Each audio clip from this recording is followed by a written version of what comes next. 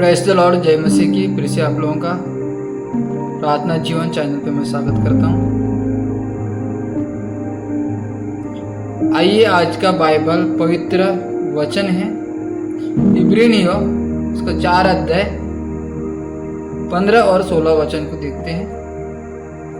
क्योंकि हमारा ऐसा महायाजक नहीं जो हमारी निर्बलताओं में हमारे साथ दुखी ना हो सके, वरन वो सब बातों में हमारी नाई परखा तो गया तो भी निष्पाप निकला। अर्थात हमारा ऐसा महायाजक नहीं। यह महायाजक से तात्पर्य यीशु मसीह से है।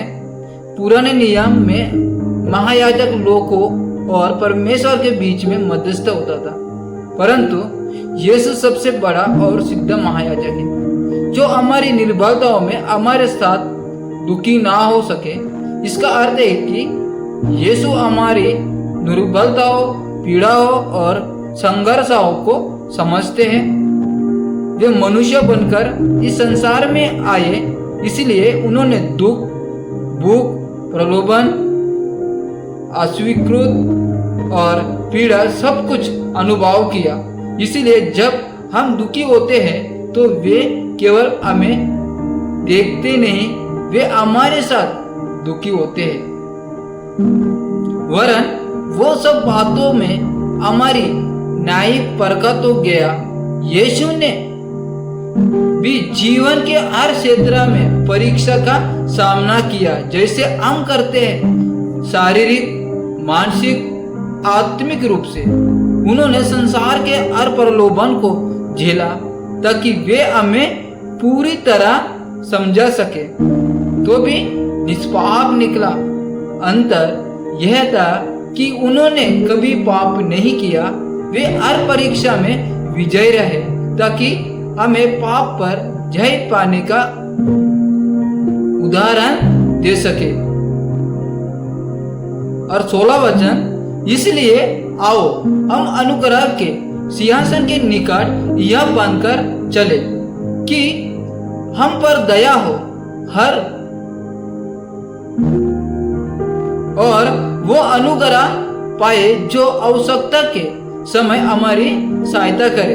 इसलिए आओ, जब हमें पता है कि हमारा महायाजक यीशु हमें समझाता है, तो हमें उसके पास आने में डरना नहीं चाहिए, बल्कि विश्वास से आना चाहिए।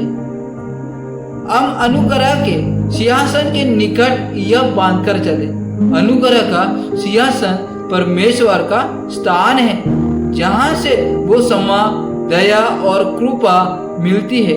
यह बांधकर चले का अर्थ है निडर होकर विश्वास और भरोसे से आना, क्योंकि यीशु के लहू के द्वारा हमें वहां आने का अधिकार मिला कि हम पर दया हो। जब हम अपनी निर्बलताओं को लेकर उसके पास आते हैं तो परमेश्वर हम पर दया करता है, हमें दोषी नहीं ठहराता बल्कि क्षमा करता है, और वो अनुग्रह पाए जो आवश्यकता के समय हमारी सहायता करे। अनुग्रह का अर्थ है अयोग्य होते हुए भी परमेश्वर की कृपा मिलना, यानी जब हम कठिनाई, दुख या प्रलोभन में हो तब परमेश्वर हमें समय पर सहायता देता है।